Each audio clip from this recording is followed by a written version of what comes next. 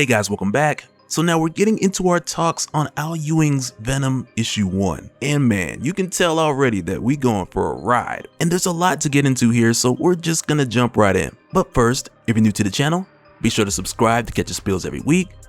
And don't forget to hit that bell up top so we can squat up in the comments for the first hour.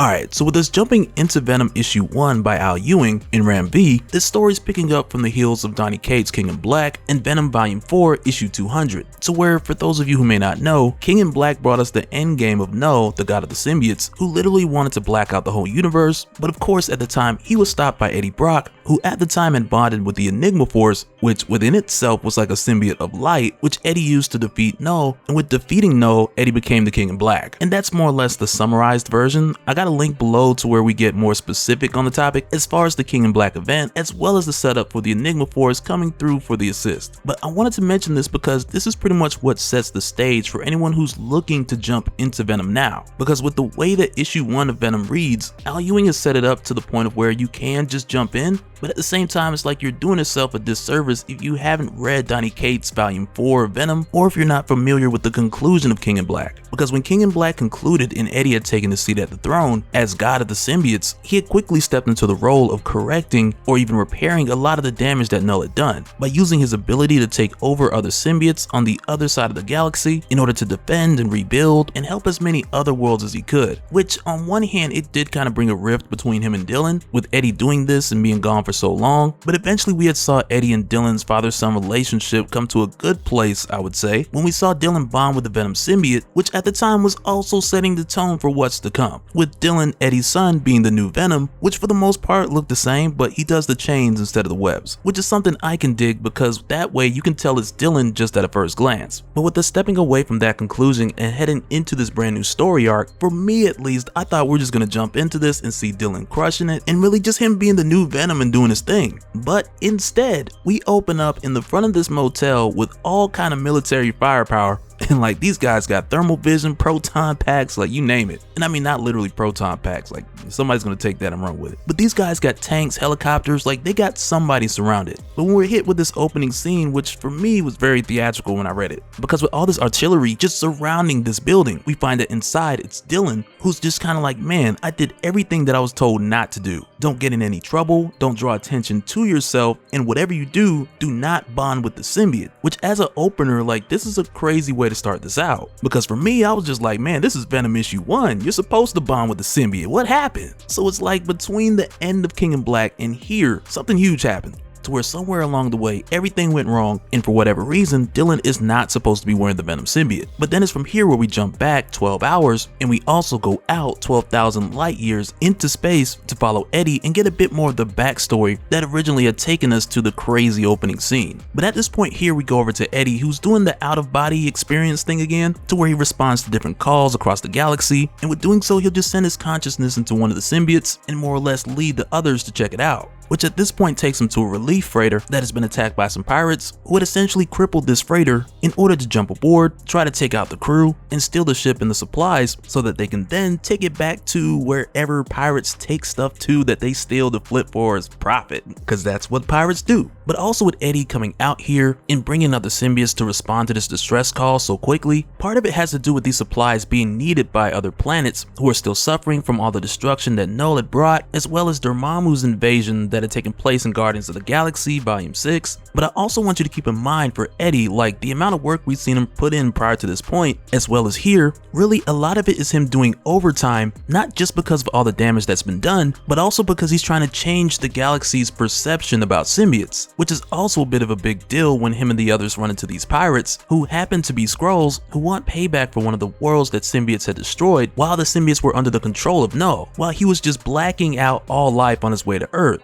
And if you guys remember, back at the time during King in Black, we had talked about a little story called Empyre's End by Clay McLeod Chapman, and even though I didn't really care for Empyre as an event itself, but Empyre's End, that story was horror at its finest. And it might be one of those things to where I enjoyed Empyre's End a bit more because it was building up to a great event by tearing through a not so good one, so that could be one thing. But just as an example, like if you ever need to see some of the space destruction that was brought by Knull heading into King in Black, to where specifically there are a lot of Kree and Skrull casualties. Definitely check out Empyre's End. But then in the case of Eddie, while he's taking out these pirates, he notices that something's off, like he feels more anxious, almost as if it's a Venom sense that's kicking in for him while he's here. But when this happens, he notices that one of the other symbiotes, who he refers to as George, because these symbiotes that he had brought along with him, he had named after different members of the Beatles. But when George calls for Eddie, the voice in Eddie's head coming from George, it sounds different. But when Eddie goes to check it out, he finds that this symbiote George, he's made his way to the escape shuttle, which is where the whole crew of this ship had ran to get away, but they were more or less stuck here because the pirates wouldn't let them launch. And when Eddie makes his way here, he finds that the whole crew has just been slaughtered. But when this happens, Eddie figures out pretty quickly like this was the thing that was giving him that anxious feeling or that Venom sense. Because with him seeing that something has taken over George and just killed this entire crew, he realizes that this is the thing, whatever it may be. And though he doesn't know who it is, and he's like thinking to himself like, is this Knull or is it Carnage or is this something entirely new?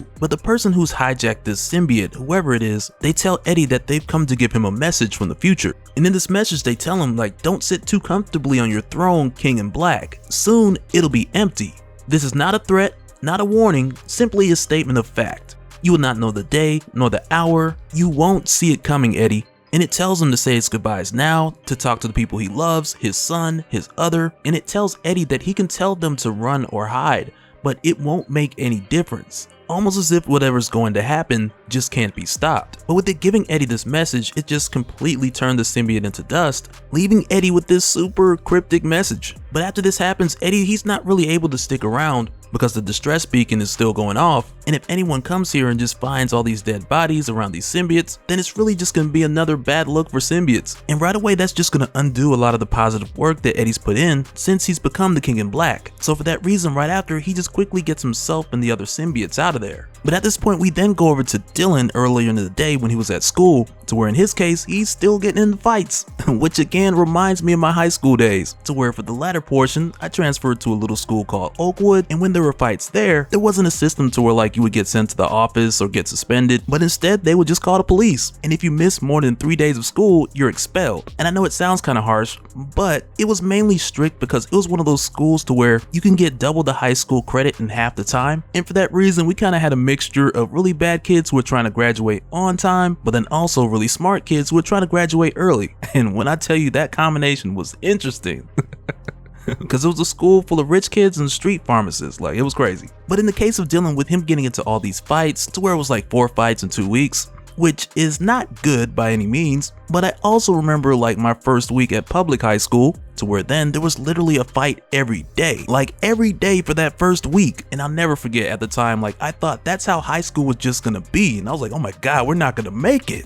But either way, like Dylan's giving me some flashbacks, like it's taking me back down memory lane. But with this happening for Dylan and him getting in all these fights, it's a tough case, because since the school can't get in touch with his father to try to come to some resolve to get Dylan to do better, then it's likely that it's just gonna get taken to the board, which could possibly get Dylan expelled. But for Dylan, it kind of puts him in the situation of one that he's not really a stranger to, as far as him needing to figure out things for himself. But on the flip side, at this point in his life, he's becoming a young man, and though he has experience with figuring things out, figuring out growing into a man is confusing enough. And though at this point Dylan, he does have the company of Sleeper and the Venom symbiote, but even still you can tell he's at that point in his life as a teenager to where he really needs his dad there. And with the whole situation of Eddie being the King in Black, to where he's practically God to the symbiote race, on one hand Dylan understands that, but also you can tell that he was really hoping to be closer to his father, with the expectation of this situation being much better than when he was younger and he had stayed with his grandfather Carl, who in his case, Carl was never the nurturing father figure type, and you can just tell that Dylan was expecting to get that from Eddie. But with that never really happening, with all the chaos that's happened since they've met, it's more or less just placed Dylan in this perpetual state of anger. But with Dylan being in the middle of this, he really doesn't know where that anger is coming from. But after this, later that night, we see Eddie go into Dylan's room, waking him up out of his sleep and telling him that they gotta go, while also telling Dylan that he doesn't have time to explain why,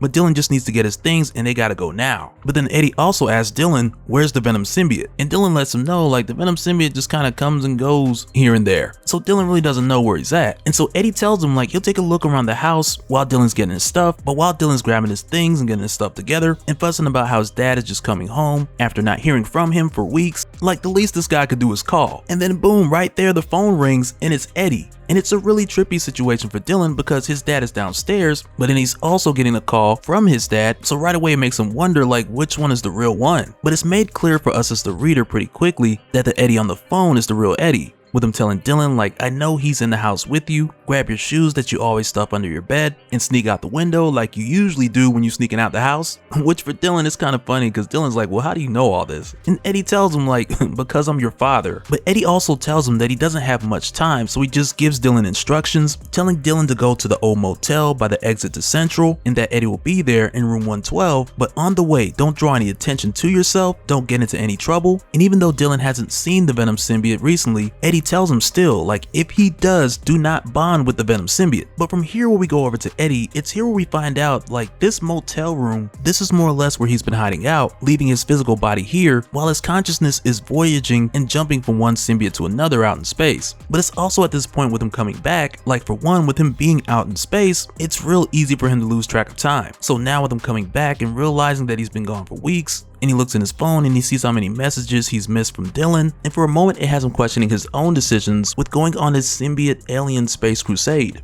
But also what I think is crazy is that he describes being back in his body as the more uncomfortable, heavy, sweaty, alien-like state, which is pretty nuts that he thinks of his regular self that way. But with Eddie not being able to shake that cryptic message from the future saying how something was going to happen that he wouldn't see coming, and with all these thoughts racing through Eddie's mind, from wanting to voyage out of this body to be more comfortable, to him also being pressed for time, which he also regrets not spending enough of with Dylan, and it quickly then gets Eddie to thinking, if he can jump through to any symbiote anywhere, then why shouldn't he be able to do it throughout time as well, with time and space being relative? And even in theory it makes sense to consider the idea because this is how the message was given to him to begin with. And I gotta say that I like that Al Ewing is even playing with the idea, because if you guys remember, when Knull was the King in Black, we had saw him do this before, within Peter David's King in Black symbiote Spider-Man, when Knull went back in time and sent Mr. E after the Ebony Blade. So really for us as the reader, this idea of the King in Black doing time jumping, as well as moving across space to different symbiotes, this really isn't something new.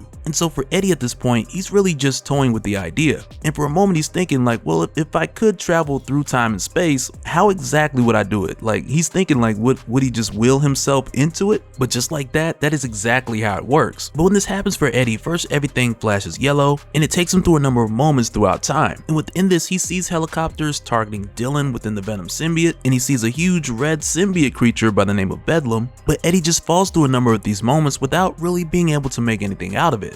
But then on top of this, with him also seeing Kang within this brief time travel, which is really more so like a quick glimpse, but with him seeing Kang, which seems to be like in the moment where Kang is speaking to Eddie at some point in the future, telling him that he cannot win, but collectively it's like a bunch of moments that we'll see make sense to Eddie as his journey progresses throughout the river of time. But as for now, in this moment, time is like a river and Eddie just can't swim. But then it ends with what appears to be the Venom symbiote saying, this is the center, all roads lead here, do you see? But again, for Eddie, he really doesn't know what to make of this. But when he gets back, he does at least know that the time theory was legit. But with Eddie getting back into his body, the first thing that he's thinking about is warning Dylan of what he had seen concerning Dylan when Eddie went into the time stream. But when he tries to call Dylan, it just goes to voicemail, and then right after that, he realizes that Dylan's already there. But as soon as Eddie runs outside to stop Dylan, he sees the choppers, and before you know it, they let off a missile, just blowing Eddie to pieces right in front of Dylan. Which right here brings to pass the first moment that Eddie had seen of himself running outside to warn Dylan. But when Eddie saw this, he had no clue that this was just minutes if not seconds later. But just after this happens, the Venom symbiote then shows up, he grabs Dylan, and from there, a lot of people got hurt. And when I say hurt, I mean killed. Because from here, Dylan had just went off with full rage, throwing some of these guys all the way up into helicopters and then jumping up and smashing both helicopters together. And this whole time, he's just completely lashing out and holding nothing back. But while Dylan is doing this, he hears a voice coursing through his veins and it's telling him, like this, Dylan. Like this, we can take on the whole world, which I believe is something that's going to come back at some point in a huge way. But then after this, we then jump back to Eddie, who at this point is just flowing up time's stream without a paddle. And he expresses that for a moment he felt every part of his body come apart like it was just tossed into a bonfire. But with him drifting through time again, he expresses that this time it feels like he's being taken home. And when this happens, we then find Eddie reforming within this garden with all kind of bright and exuberant colors. And as soon as he gets there, he's met by a voice that tells him, welcome, don't try to talk, you just reconstituted yourself from the available matter. And you'll need a minute to regain your bearings. This is your first step in a long, long road, but I will be with you every step of the way. And when Eddie looks up to see where this voice is coming from, the guy introduces himself as Meridius, and he tells Eddie that here, at the furthest end of all that is, he welcomes Eddie to his garden. And with us just starting like this in the first issue, you can tell Al Ewing is about to take us on a journey, and I'm all for it.